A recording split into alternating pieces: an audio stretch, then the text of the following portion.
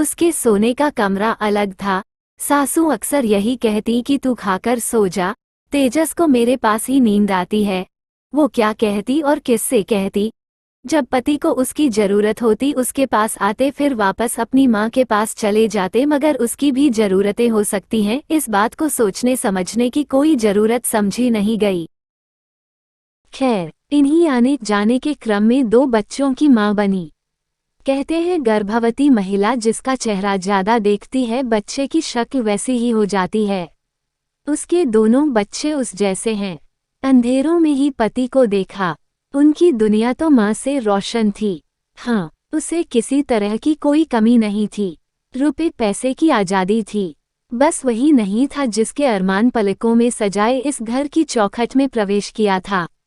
बाजुओं का सहारा, सांसों की गर्मी, एक दूसरे में खो जाने की तड़प, स्वेच्छा से पति पर न्यौछावर होने का एहसास, कौमार्या के सारे सपने कुंवारे ही रह गए। ऐसा नहीं था कि उसकी कोई चाहत नहीं थी। अक्सर सोचा करती कि उसकी सहेलियों को पति में प्रेमी मित्र सब कुछ मिला, पर उसे तो पति भी नहीं मिला। वर्षों 2 मीठे बोल के लिए तरसी। काश तेजस ने कभी ही हाथों में हाथ डालकर कुछ प्यार भरी बातें की होती। कुछ व्यक्तिगत पल होते जिनकी यादों से उसकी सुबहें व शामें हसीन हो उठती। पर नहीं, उसके पास उसके लिए वक्त ही नहीं था। उसने बच्चों में ही अपना मन लगा लिया। जब सब हायर स्टडी के लिए हॉस्टल चले गए, तब उसे होश आया कि उसने क्या खोया और क्या पाया। इसी बीच जब सास ने बिस्तर पकड़ लिया तो उनकी सेवा ही उसका धर्म बना, और उनके गुजर जाने के बाद जब नंदा ने नया ऑफिस दिखाने की जिद की जो शहर से कुछ दूर था, पहले तो तेजस उसे साथ ले जाने तैयार ही नहीं था, मगर जब किसी स्टाफ के साथ वहां पहुंची तो ऐसा लगा जैसे तेजस ने घर से दूर एक घर बसा लिया था। क्या उसने मुंह खोलने में देर कर दी? क्या उसका सुहाग सलामत था? वहां एक गोल मटोल सी लगभग 45 वर्षीय महिला को देखकर उसे कुछ अटपटा सा लगा।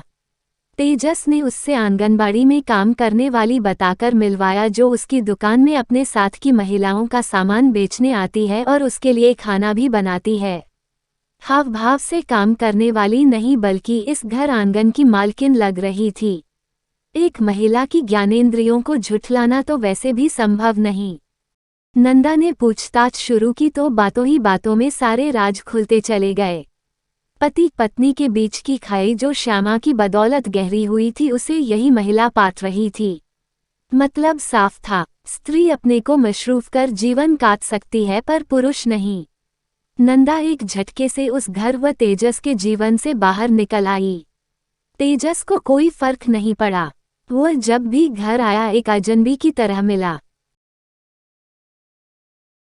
नंदा ने कभी कोई पूछताछ नहीं की। उसने अपने आप को ध्यान और पूजा में मशरूफ कर लिया। बच्चे जब भी हॉस्टल से घर आते हैं, उन दिनों तेजस भी आ जाता है और वो खुशहाल दंपति होने का ढोंग करती है। उनके पसंद का खाना बनाती है, उनके साथ ही घूमती फिरती है। खाली वक्त में जब भी पीछे मुड़कर देखती है तो सोचती है कि अगर पति का प्रेम मिलता तो क्या होता, सास को उसके दुखों की समझ होती तो क्या होता, अगर घर में सब कुछ सामान्य होता तो क्या होता। आम पति पत्नी की तरह दुख सुख बांटते, लड़ते झगड़ते जीवन कटता तो आज ये मन ऊसर न होता। हकीकत तो यह है, नंदा सचमुच बहुत उदास है। दर्द से आंखें नम हैं और कहने सुनने के लिए कुछ भी शेष नहीं। आखिर क्या मिला उसे? कहते हैं अच्छे कर्म का फल अच्छा ही मिलता है। यही सोचकर मोम की गुड़िया सी सबके काम आती रही, मगर उसकी अच्छाइयों के बदले क्या हुआ? वह न घर की रही न घाट की। जो कुछ उसके साथ हुआ, यदि यह सब उसने किया होता तो वह पतिता कहलाती। पुरुष प्रेम करे या न करे, घरवाली से करे या बाहर वाली से करे, हर हाल में पत्नी दोषी मानी जाती है। तब सास भी कड़क कर कहती है कि पत्नी के तन मन पर पति का पूरा अधिकार है और उसे पति को खुश करना ही होगा। फिर यही अधिकार पत्नी का पति पर क्यों नहीं? जब पत्नी को सुख चाहिए तब पति को उसे खुश करना ही होगा। क्या कभी कोई माँ अपने बेटे को ये कह सकेगी? जिस दिन यह संभव हो जाएगा, सास माँ बन जाएगी। अगर आपको कहानी पसंद आए तो कृपया लाइक और शेयर करें और अन्य रोचक कहानी के लिए सब्सक्राइब करना न भूलें।